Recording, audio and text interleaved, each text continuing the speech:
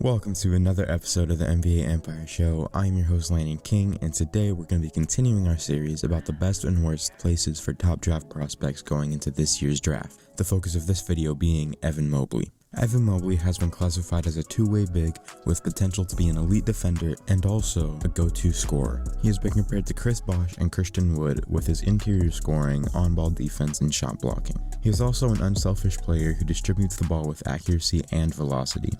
Through his season in college, he averaged 16.8 points, 8.6 rebounds, and 3 blocks a game.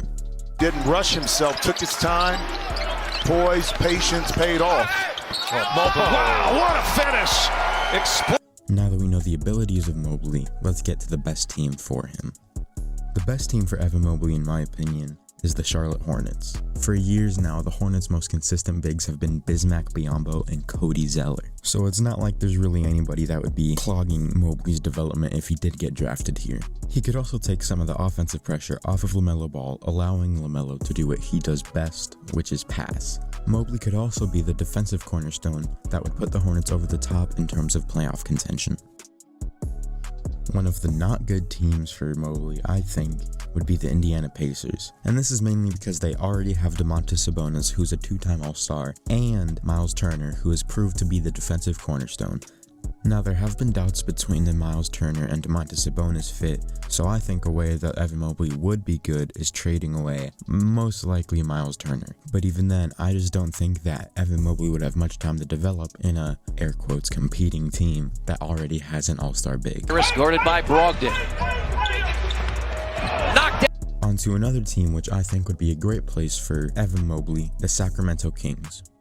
Now, you can talk to me all you want about the defense and rebounding of Hassan Whiteside, the potential of Richaun Holmes, and how we don't really know what Marvin Bagley is going to be yet, but none of those hold a candle to what Evan Mobley is going to be. Sure, Hassan Whiteside is a rebounding and defensive monster, but so is Evan Mobley, and ultimately Hassan Whiteside is just a floor raiser on offense, and I don't even think Marvin Bagley knows what his role is. If anything, he's more valuable as an asset than a player. Evan Mobley would also take some offensive responsibilities, so that way the Kings have somewhere to score besides De'Aaron Fox and Buddy Hield.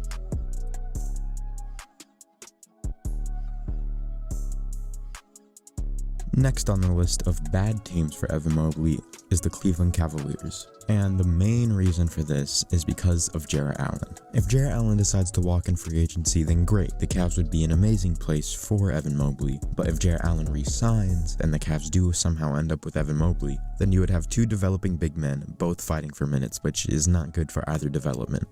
Play by Darius Garland right there, attack in the middle of the court, finding out you must match their intensity, and Larry Nance Jr. is one of them. Ish Smith all the way with the left. Looked like he was putting it up for Gafford. Now, another team that would be great for Evan Mobley is the Toronto Raptors.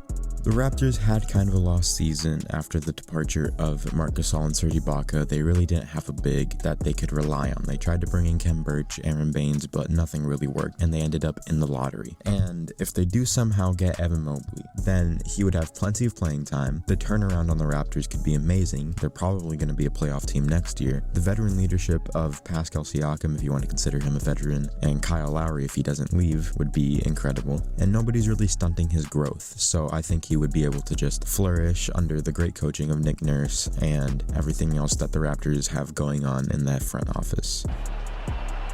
Powell with the one. Pass to Okeke. Couldn't handle it. Stolen by the Raptors. Powell driving, lays it in for Nikola Vucevic. But here comes Powell. The last team we're going to be talking about today is the New Orleans Pelicans and why they wouldn't be a good fit for Evan Mobley.